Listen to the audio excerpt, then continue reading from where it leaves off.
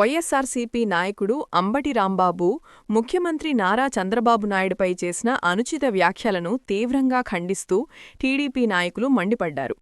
గన్నవరం నియోజకవర్గం Hanuman junction TDP town party అధ్యక్షుడు అట్లూరి శ్రీనివాసరావు ఆధ్వర్యంలో మండల పార్టీ అధ్యక్షుడు దయల రాజేశ్వరరావు అధ్యక్షతన పార్టీ కార్యాలయ ఆవరణలో మీడియా సమావేశం నిర్వహించారు. ఈ సందర్భంగా టీడీపీ నాయకులు మాట్లాడుతూ అంబటి రాంబాబు ముఖ్యమంత్రి నారా చంద్రబాబు నాయుడుపై చేసిన వ్యాఖ్యలు అత్యంత దిగజారినవని విమర్శించారు. ప్రజలచే ఎన్నుకోబడిన ముఖ్యమంత్రిపై వ్యక్తిగత దూషణకు పాల్పడటం ప్రజాస్వామ్యానికి విరుద్ధమని పేర్కొన్నారు. అంబటి రాంబాబు వెంటనే తన వ్యాఖ్యలను ఉపసంహరించుకుని బహిరంగ క్షమాపణ చెప్పాలని డిమాండ్ చేశారు. అలాగే నోటిని అదుపులో పెట్టుకోకపోతే టీడీపీ కార్యకర్తల ఆగ్రహాన్ని ఎదుర్కోవాల్సొస్తుందని హెచ్చరించారు. ఈ విషయంపై ప్రభుత్వం తక్షణమే జోక్యం చేసుకుని అంబటి రాంబాబుపై చట్టపరమైన చర్యలు తీసుకోవాలని ముఖ్యమంత్రి చంద్రబాబు నాయుడు, ఉప ముఖ్యమంత్రి పవన్ కళ్యాణ్, మంత్రి నారా లోకేష్లకు విజ్ఞప్తి చేశారు. మీడియా సమావేశం అనంతరం హనుమాన్ జంక్షన్ 4 రోడ్ల సెంటర్ వద్ద టీడీపీ నాయకులు, కార్యకర్తలు కొంతసేపు ధర్నా నిర్వహించారు. ఈ సందర్భంగా అంబటి రాంబాబు చిత్రపటాన్ని చెప్పులతో కొట్టి దగ్ధం చేస్తూ నిరసన వ్యక్తం చేశారు. అలాగే అంబటి రాంబాబుపై పోలీస్ స్టేషన్లో ఫిర్యాదు చేసి కేసు నమోదు చేసినట్లు టీడీపీ నాయకులు తెలిపారు. రాష్ట్ర రాజకీయాల్లో స్థాయి తప్పిన వ్యాఖ్యలను ఇకపై సహించేది లేదని, ప్రజాస్వామ్యాన్ని కాపాడేందుకు పోరాటం కొనసాగుతుందని టీడీపీ నాయకులు స్పష్టం చేశారు. ఈ కార్యక్రమంలో టీడీపీ నాయకులు, కార్యకర్తలు పెద్ద సంఖ్యలో పాల్గొన్నారు.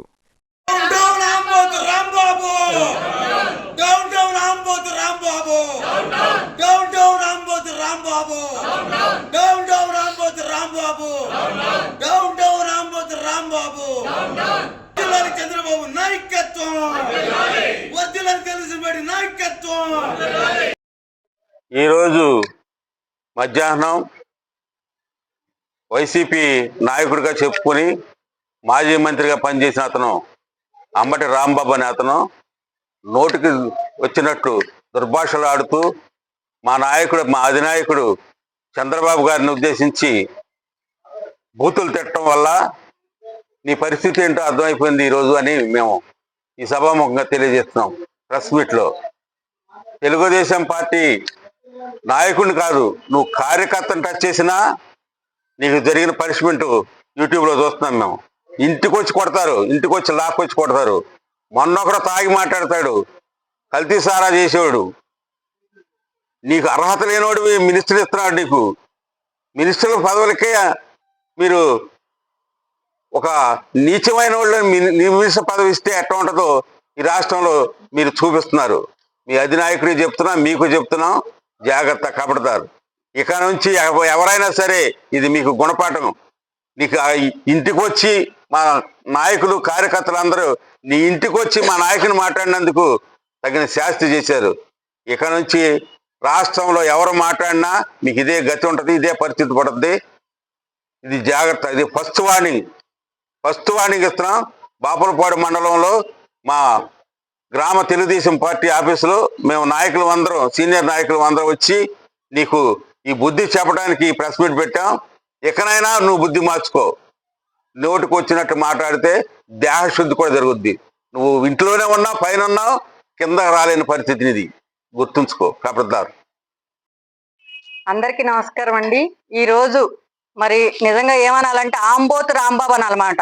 అంబటి రాంబాబు కాదు, ఆంబోతు రాంబాబు అనాలి. ఎందుకంటే ఆయన వ్యాఖ్యలు చూస్తే ఈరోజు మరి ప్రస్తుత సీఎం 75 సంవత్సరాలు వచ్చి ఆయన రాష్ట్ర అభివృద్ధి కోసం మరి గత 5 సంవత్సరాలు వాళ్ళు ఇదే బూతులు, ఇదే ప్రవర్తనతో రాష్ట్రాన్ని సర్వనాశనం చేసి మరి 151 సీట్లు ఇచ్చారు మాకు అని చెప్పి ఆ రోజు ప్రగల్భాలు పలికారు. కానీ మరి ఈ రోజు వాళ్ళకి 11 సీట్లతో ఎందుకు కూర్చోబెట్టారు ఈ ప్రజలు?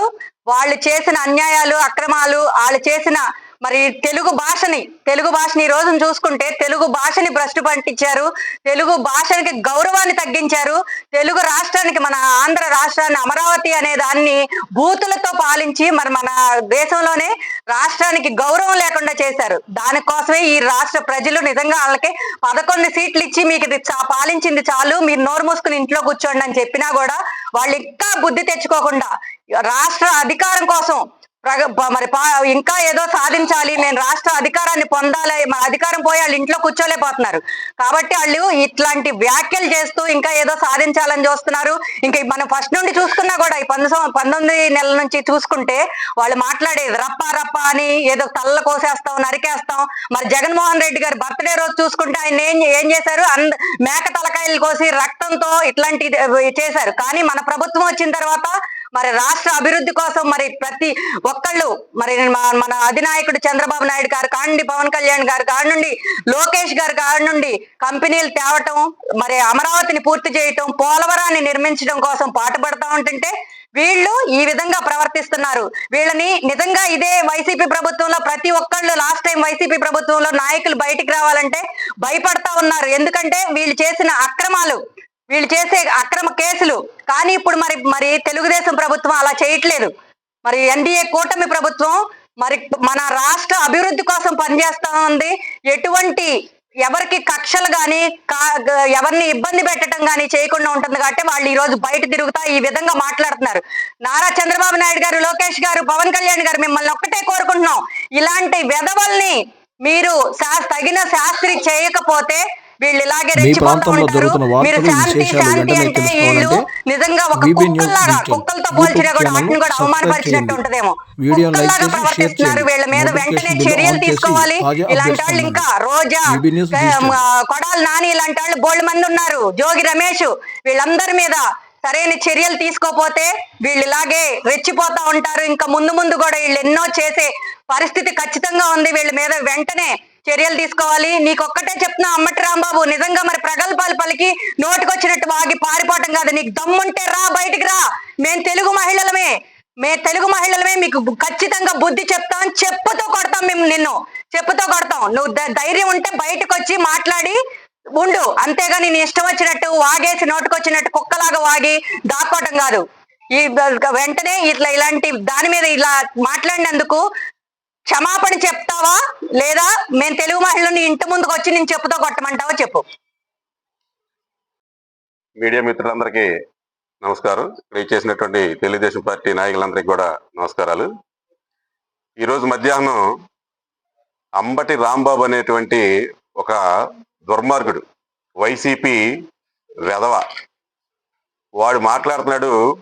మా ముఖ్యమంత్రి గారు అయినటువంటి చంద్రబాబు నాయుడు గారిని ఇష్టం వచ్చిన బూతులు తిడుతున్నాడు.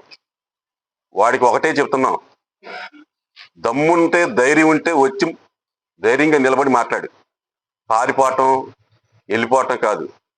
అసలు నీ పేరే సంబరాల రాంబాబు, నీ పేరే సంబరాల రాంబాబు, ఆంబోతు రాంబాబు.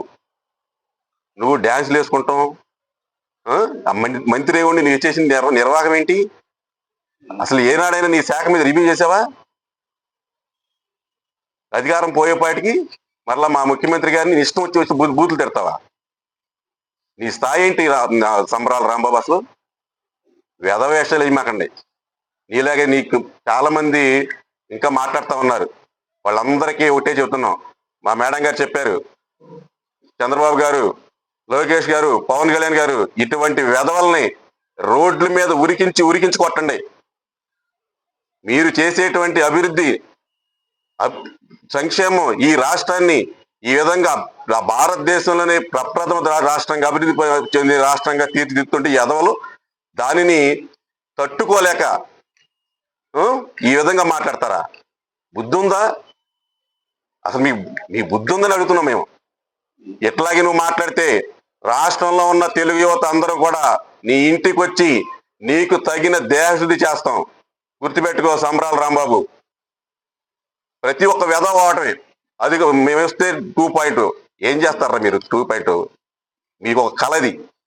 గతంలో మీకు చరిత్రలు తెలిస్తే గతం 1857 తిరుగుబాటు, 1947 స్వాతంత్రం ఇట్లా ఉన్నాయి కదా. దాని ప్రకారమే 2019 నుంచి 2024 అనే కాలంలో ఒక ఆర్థిక ఉగ్రవాది సైకో ముఖ్యమంత్రి అనేవాడు పరిపాలించాడు.